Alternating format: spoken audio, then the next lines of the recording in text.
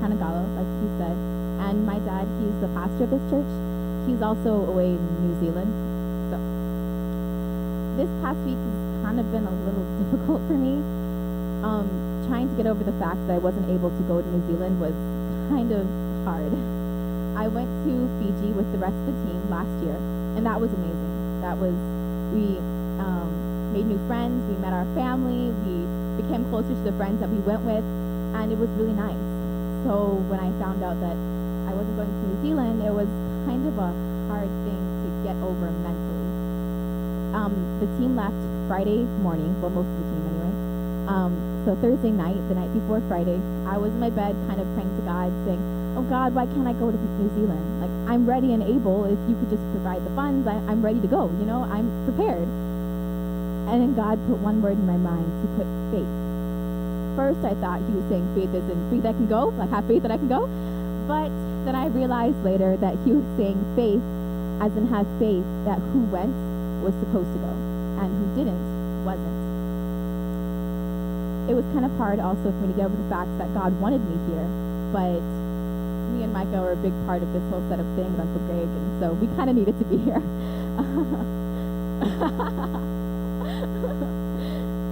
Faith. The definition of faith in the Webster's Dictionary is to have complete trust or confidence in someone or something. I was praying to God that night to give me faith, to trust him with my all, to know that me staying here was what he wanted.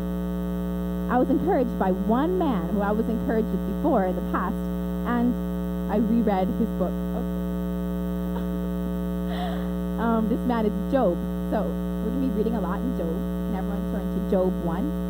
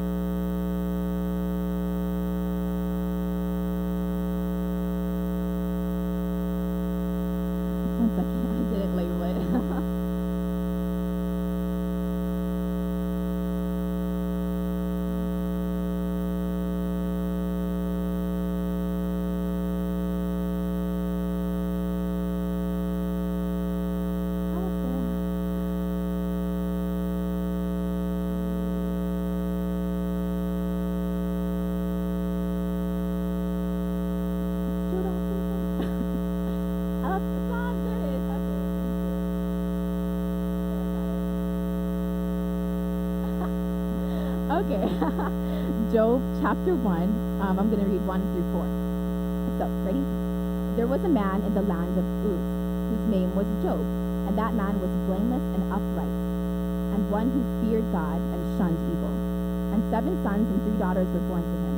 Also, his possessions were 7,000 sheep, 3,000 camels, 500 yoke of oxen, 500 female donkeys, and a very large household, so that this man was the greatest of all the people of the east.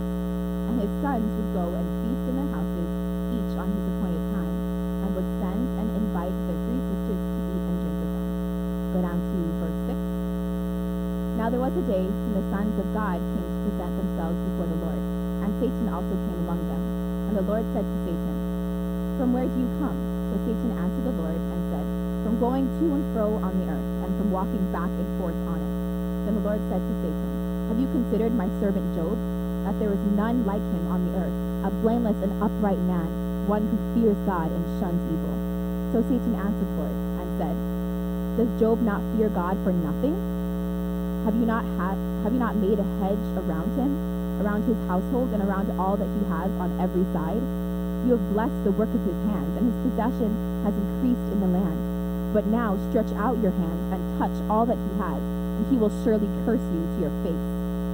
And the Lord said to Satan, behold, all that he has is in your power. Only do not lay hands on his person. So Satan went out from the presence of the Lord. Now there was a day when his sons and daughters were eating and drinking wine in their oldest brother's house. And a messenger came to Job, saying, the oxen were plowing and the donkeys feeding beside them, when the Sabaeans raided them and took them away. Indeed, they have killed servants with the edge of the sword, and I alone have escaped to tell you."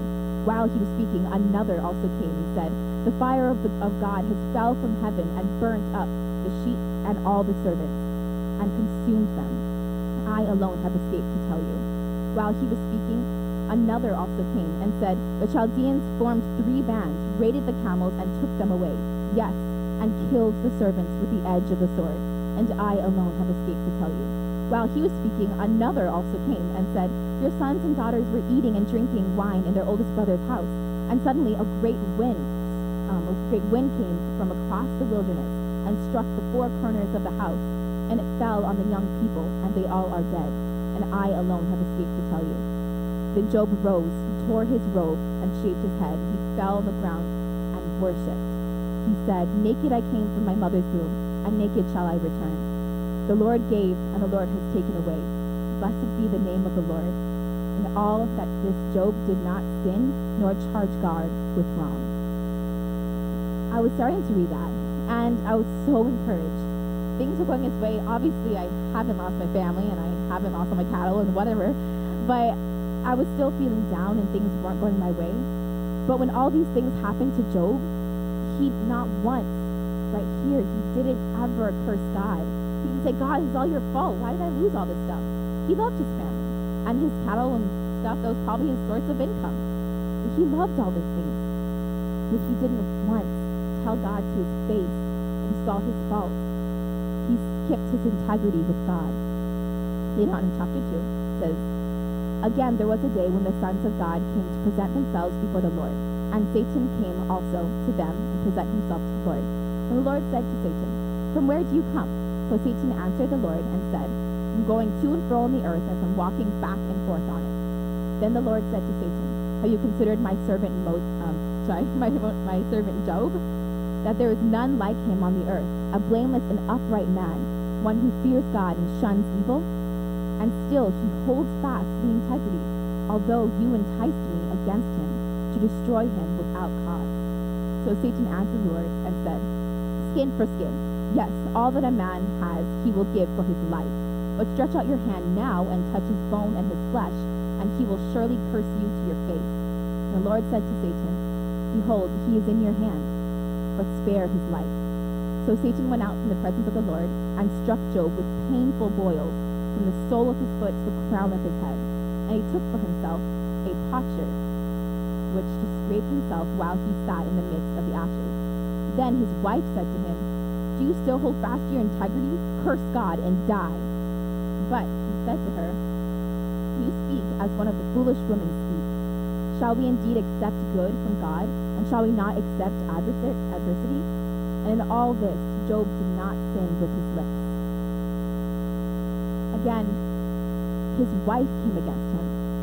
She was coming against God. And he said, no, I'm standing for truth no matter what. Now, later on, he does kind of get lost in his mourning, and then he starts to doubt God and saying, "God, I wish you cursed the day of my birth," and that whole thing. But his 3 friends came to comfort him. One specific friend, Eliphaz, the Temanite, he came and he comforted him and he encouraged him. It's my favorite part of the book. Chapter 4 at 17 says, "Can a mortal be more righteous than God? Can a man be more pure than his maker? If he puts no trust in his servants, if he charges his angels with error, how much more to those who dwell in houses of clay, whose foundation is in the dust, who are crushed before a moth? They are broken in pieces from morning till evening. They perish forever with no one regarding. Does not their own excellence go away? They die even without wisdom." In chapter 5, verse 8, he's encouraging, in the entire chapter, he's encouraging Job to call out to God and to praise him. And verse 8 says, "But as for me, I would seek God, and to God I would commit my cause, who does great things and unsearchable, marvelous things without number.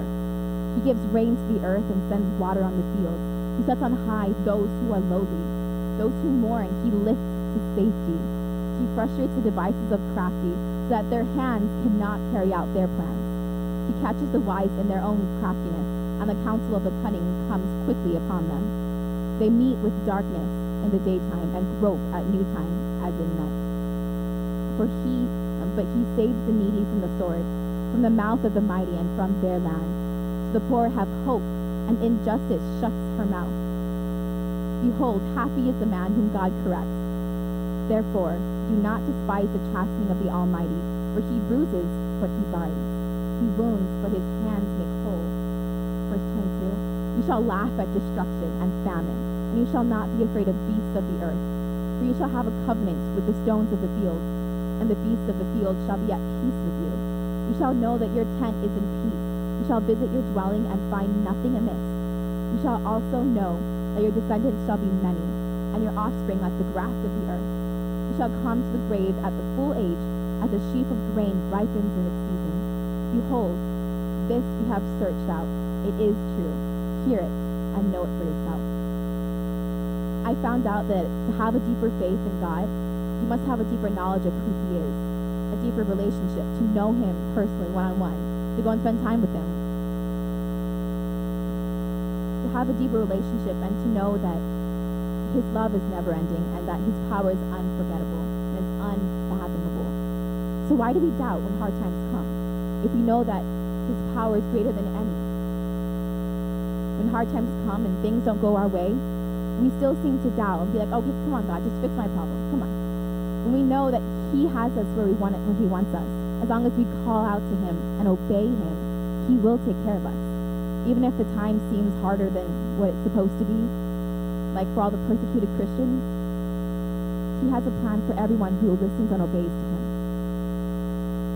I encourage you to get to know God more so that your faith will be stronger in him.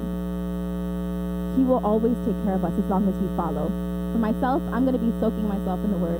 For the past 2.5 weeks, whenever I feel lonely or sad that my friends and my 2 older sisters and my brother are gone, that, yeah, I will be a little sad, but that God's faith and power will overpower all my sadness, that I'll know that he's going to do great work in New Zealand, and he's going to continue to do a great work here. Thank you.